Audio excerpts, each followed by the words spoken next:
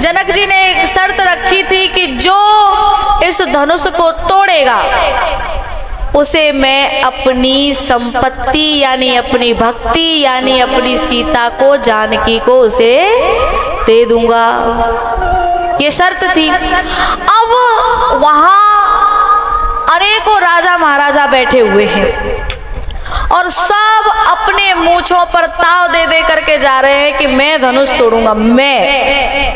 अच्छा एक बात बताऊं, ये धनुष क्या है? ये धनुष है अहंकार। और ये जितने राजा महाराजा जा रहे हैं ना धनुष तोड़ने के लिए, ये सब खुद अहंकारी हैं। ये खुद अपनी मूंछों पर ताव दे दे कर हम तोड़ेंगे, लेकिन कोई धनुष को तोड़ना तो छोड़ो, उठाना तो छोड़ो, हिला तक नहीं पाए। क्यों?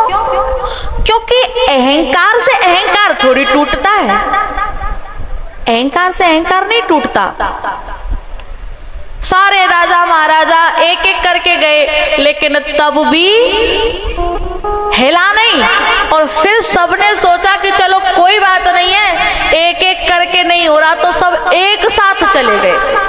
भूप सहस 10, एक ही 12, सहस माने हजार और 10,000 राजा एक साथ धनुष को उठाने के लिए गए हैं। भूप सहस 10 एक ही 12 और लगे उठावन टरई न टारा। सब उठाने लगे, लेकिन उठने की तो बात ही छोड़ो, हिल भी नहीं पाया। जब सब हार गए तब जनक जी को बड़ा दुख हुआ और जनक जी ने कह दिया कि अब एक काम करो, सब अपने अपने घर जाओ। मैं समझ गया कि मेरी जानकी का विवाह लिखा ही नहीं है विधाता ने, सब अपने अपने घर जाओ। और लेकिन एक बात याद रखना, आज के बाद कोई अपने को वीर मत कह देना। मैं समझ गया वीर विहीन मही में जानी। मैं समझ गया कि ये जो धरती है, ये जो पृथ्वी है, ये वीरों से विहीन हो चुकी है। अपने आप को कोई वीर मत कह देना। बहुत देर हो गई, लक्ष्मण जी सुनते रहे सुनते रहे सुनते रहे, लेकिन फिर जब पार नहीं पड़ी तब लक्ष्मण जी खड़े हुए, बोले ए जड़ जनक, तुझे ये दिखाई नहीं देता कि सभा में कौन बैठा है? अरे यदि मेरे भगवान यहां न बैठे होते तो तुम ये बात कहते तो समझ में भी आती, और कोई दूसरा कहता तो समझ में आ जाता। जनक जी विदेही हैं, विदेह, देह से ऊपर उठे हुए हैं, तो उन्हें पता है कि यहां कौन बैठा है। बोले जनक कही जस अनुचित वाणी, विद्यमान रघुकुल मणि जानी। जब पता है कि यहाँ मेरे रघुवीर बैठे हुए हैं, मेरे राम बैठे हुए हैं, और ये जनक, तुम ऐसी बात कह रहे हो?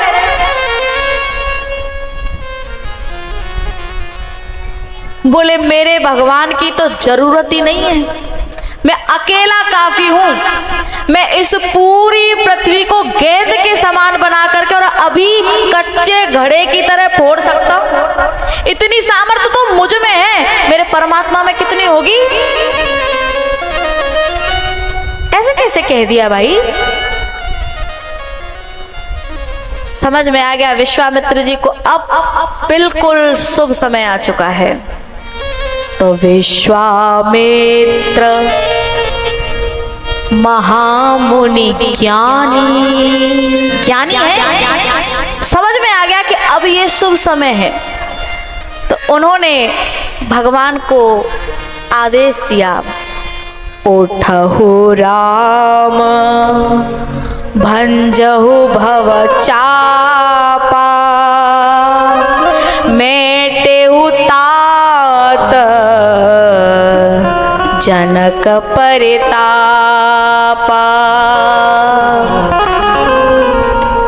आदेश दिया कि जाओ अब धनुष का भंजन तुम करो। भगवान राम जैसे ही चले तो सारे राजा महाराजा हंसी उड़ाने लगे, बोले ओहो हम जैसे धुरंधर नहीं तोड़ पाए, अब ये चलेंगे तोड़ने। जिन्हें एक फूल तोड़ने में पसीना आता है ये धनुष तोड़ेंगे? अरे साहब हट जाओ ये धनुष तोड़ेंगे महाराज।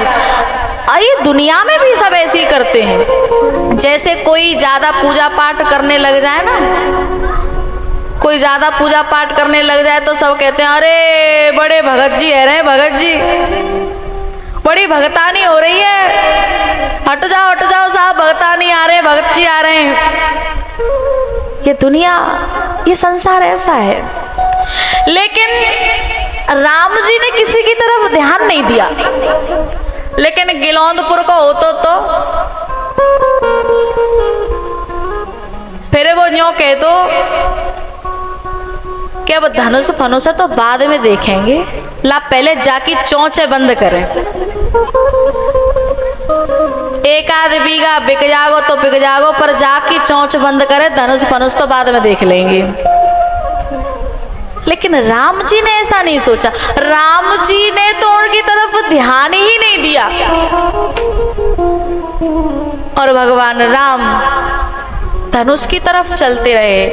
प्यारे, यदि हमें अपने लक्ष्य को पाना है, जब हम अपने लक्ष्य की तरफ चलेंगे ना, तो हमारी हंसी उड़ाने वाले तो पैदा होंगे ही। क्योंकि जब तक भगत की होए ना हंसी, और तब तक भगती होए ना साची। हंसी तो उड़ेगी, लेकिन हंसी उड़ाने वालों पर ध्यान दिया तो बात बनने वाली नहीं है, फिर अपना लक्ष्य प्राप्त नहीं होगा। ध्यान सिर्फ लक्ष्य पर देना है, और जिस दिन हम लक्ष्य पर पहुंच गए, लक्ष्य को पा लिया, उस दिन अपने आप इनकी चोंच बंद हो जाएगी, अपने आप बंद हो जाएगी, फिर कुछ करना नहीं पड़ेगा। समझिएगा, हम गिरते उठते पड़ते जब आगे निकल गए, बात समझ में आए तो तालियां बजाना। अभी रुको, बात पूरी हो जाए तब। हम गिरते उठते पड़ते जब आगे निकल गए, हम गिरते उठते पड़ते जब आगे निकल गए, तो हंसी उड़ाने वालों के चेहरे उतर गए। जब तक लक्ष्य प्राप्त नहीं किया है तभी तक हंसी उड़ा रहे हैं। जैसे ही लक्ष्य प्राप्त कर लिया तो हंसी उड़ाने वालों का तो अपने आप मुंह बंद हो जाता है। और एक और बात बता दूं कि जो संसार है ना, इनका कभी भरोसा मत करना। जब हम कुछ नहीं कर पाते तो संसार कहता है हमें तो पता है कि कुछ नहीं कर पावे वो जिंदगी में अपनी, हमें तो पता है कि ये जिंदगी में कुछ नहीं कर पाएगा। और जब कुछ कर ले, कुछ अपने जीवन में हासिल कर ले, तो वही संसार कहने लगता है अरे हमें तो पहले ही पता ही जो जरूर कछु करेगा, हमें तो पहले ही पता ही। तो जिस संसार की बात का कोई तोल नहीं, कोई मोल नहीं, उनकी बात पर क्या ध्यान देना। भगवान राम ने किसी की तरफ ध्यान नहीं दिया और भगवान पहुंचे धनुष के पास और मन ही मन गुरुजी को प्रणाम किया। उसके बाद लेत चढ़ावत खेचत गाढ़ी और काऊ न लखा देख सब। हे जोर से बजाओ।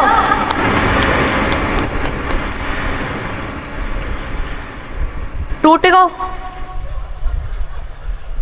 बड़ी जोर से टूटो। किसी ने धनुष से कहा कि लो बड़ी अकड़ थी, सारी दुनिया लगी थी तोड़ने में, टूट नहीं रहे थे, बड़ी अकड़ थी, टूट गए। अब पड़े हो, देखो कहाँ पड़े हो। तब धनुष ने बड़ी प्यारी बात कही कि संसार मैं टूटा हूं, सही बात है, लेकिन ये तो देखो कि टूटा किसके हाथ से हूं। संसार के हाथों से तो जुड़ना भी घाटे का सौदा है, और परमात्मा और महात्मा के हाथों से तो टूट जाने में भी फायदा है। और देखो मैं टूट के पड़ा कहाँ हूं, जिन चरणों के लिए भरत जी भी सोचते हैं कि कभी दर्शन हो जाए, संत मुनि ऋषि महात्मा सोचते हैं कि दर्शन हो जाए, आज मैं टूट करके भी उन्हीं के चरणों में पड़ा हूं। कोई घाटे का सौदा नहीं है भैया। धनुष टूटा और सीता जी माला लेकर के खड़ी हैं। सीता जी थोड़ी छोटी हैं और भगवान राम थोड़े बड़े हैं। अब सब प्रार्थना कर रहे हैं राम जी से कि झुक जाओ। बहुत देर हो गई, माला लेकर के सीता जी खड़ी, हाथ थक गए होंगे, लेकिन भगवान झुक नहीं रहे। सब परेशान हो गए तो सखियों ने जाकर के विश्वामित्र जी से कहा कि बाबा थोड़ा सा अपने चेले से कहो ना कि झुक जाए, माला पड़ जाए, बहुत देर हो गई। विश्वामित्र जी ने कहा कि सुनो, हम यहाँ तक ले आए, धनुष तुड़वा दिया, अब आगे की जिम्मेदारी तुम्हारी है, हमारी। हमने ये सुना है जो ज्यादा शादी विवाह के बीच में बिचौलिया बनता है ना, बाद में उसी की चांद पे 9 नंबर के पड़ते हैं। तो हमें बीच में नहीं पड़ना, तुम जानो तुम्हारा काम जाने। बोले ठीक है भैया। फिर सब आपस में सोच लें कि अब क्या करें। तब सीता जी ने लक्ष्मण जी को इशारे से बुलाया। बोले लखन भैया आप शेषनाग हो ना? बोले बिल्कुल है, 100%। बोले आपके सिर पर ये धरती टिकी हुई है ना? बोले बिल्कुल है। बोले तो एक काम करो, एक प्रार्थना है। बोले आप थोड़ी सी अपने भैया की तरफ से थोड़ी नीची कर दो और हमारी तरफ से थोड़ी ऊंची कर दो। लक्ष्मण जी ने कहा कि मैया ऊंची तो चाहे जितनी कर दें, नीची चाहे जितनी कर दें, लेकिन परेशानी एक ये है कि तुम दोनों एक ही धरातल पर खड़े हो। ऊंचे होंगे तो दोनों होंगे, नीचे होंगे तो दोनों होंगे। हाँ, अगर बीच में एक दरार हो जाए तो ऊंचे नीचे हो जाएंगे। और मैं एक संत हूं और संत का काम दरार डालना नहीं, दरार को मिटाना होता है। बोले भैया कोई तो उपाय करो। बोले हम उपाय तो कर देंगे, पर कुछ बदले में रिश्वत। बोले एक काम करो, तुम जैसे हमारी में मदद करोगे ना, हमारे विवाह में मदद करोगे, ऐसे ही हम तुम्हारी में भी कर देंगे। पर कैसे करके जे माला डलवा दो। बोले ठीक है, सौदा पक्का हो गया। लक्ष्मण जी गए और सीधे राम जी के चरणों में दंडवत प्रणाम करते हैं। भगवान ने कहा कि भैया आज इतनी लंबी ढोक लगा रहे हैं, मतलब आज क्या बात है, आज कौन सा मुहूर्त है? बोले आज तो आप अपने हाथ से उठाएंगे, हम तभी उठेंगे। बोले आज ऐसा कौन सा मुहूर्त आएगा भाई हाथ से उठाए हुए को? बोले हमने ये सुना है, पढ़ा है संतों से कि जो अपने आप उठते हैं वो एक दिन गिर जाते हैं, लेकिन जिन्हें अपने हाथों से आप उठा देते हैं उन्हें कोई माई का लाल गिरा नहीं सकता। भगवान ने कहा कि भैया एक काम कर, तू घर चलना, घर जाकर के तू जितनी बार ढोक लगाएगा उतनी बार उठा दूंगा। लेकिन यहाँ सही नहीं है, पता है दुनिया बात बनाएगी। एक तो ये ससुराल का मामला है, दूसरा दुनिया बात बनाएगी कि अरे भैया है चुपचाप बुला लो होगो, और जे कही होगी कि तुम प्रणाम करियो मैं तो उठाऊंगो, और माला डर जाएगी। भैया इज्जत की सवाल है, इज्जत की सवाल है। लक्ष्मण जी ने कहा कि तुम्हारे तो इज्जत का ही सवाल है, मेरी तो जिंदगी का सवाल है। मैं तो सौदा पक्का करके आया हूं, मेरी तो जिंदगी का सवाल है। लेकिन भक्त और भगवान के बीच में जब भी झगड़ा हो, जब भी ठनी है, तो जीत किसकी हुई है? भक्त की। तो भगवान जैसे ही लक्ष्मण जी को उठाने के लिए झुके, और वैसे ही सीता जी ने माला डाल दी। भैया जैसे ही धनुष भंग की सूचना परशुराम जी को पहुंची, परशुराम जी आए और बोले ये धनुष किसने तोड़ा है? जो भी धनुष तोड़ने वाला है वो इस सभा में बाहर निकल जाए, न तो मारे जय हाँ सब राजा, सारे राजा मारे जाएंगे। अब सारे राजा महाराजा सोच लगे कि भैया हमने तो पहले ही कही घर चलो, पर अब करे का? लक्ष्मण जी ने कहा, राम जी ने कहा कि आप इतना क्रोध मत कीजिए, आपका कोई दास ही होगा धनुष तोड़ने वाला। लेकिन परशुराम जी का तो क्रोध न थमे। लक्ष्मण जी ने भगवान से कहा कि आप कहें तो मैं दो चार बातें कर लूं परशुराम जी से। भगवान ने आज्ञा दे दी। तब लक्ष्मण जी ने परशुराम जी से एक बात कही। बोले भगवान एक बात बताइए, आप धनुष हो? बोले नहीं, मैं धनुष क्यों, मैं तो मनुष्य हूं।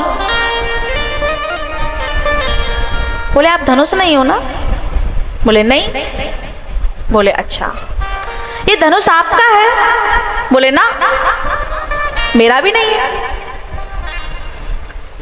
अच्छा तो किसका है? बोले हमारे गुरुजी का है। अच्छा, आपके गुरुजी का धनुष है तो आपके गुरुजी ने आपको कहा था कि जब धनुष टूटे तो तुम क्रोध करना जा करके।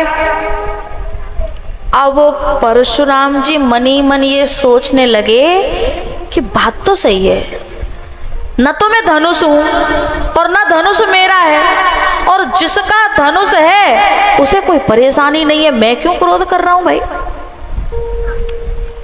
ये जो क्रोध है ना, ये क्रोध कब पनपता है? जब मैं और मेरा आता है, मैं धनुष हूं या मेरा धनुष है, जब हम ये सोच लेते हैं तभी क्रोध आता है। यानी अहम ममेति संसारम, मैं और मेरा यही संसार है, और यही संसार दुखदाई है।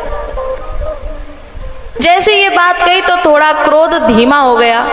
परशुराम जी ने कुछ परीक्षाएं ली, उसके बाद उनका संशय दूर हुआ और उन्होंने दोनों से प्रार्थना की, क्षमहु क्षमा मंदिर दो भ्राता, क्षमहु क्षमा मंदिर दो भ्राता।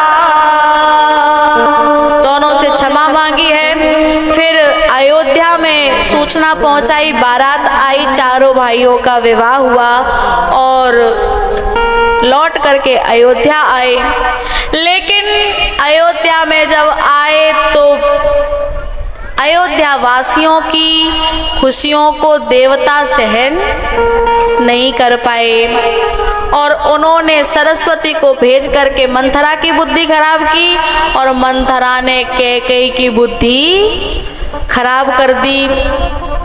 और कैकेयी ने दशरथ जी से वरदान मांग लिए कि मुझे 2 वरदान चाहिए, एक तो भरत जी का राज्य तिलक और राम का 14 वर्ष का वनवास।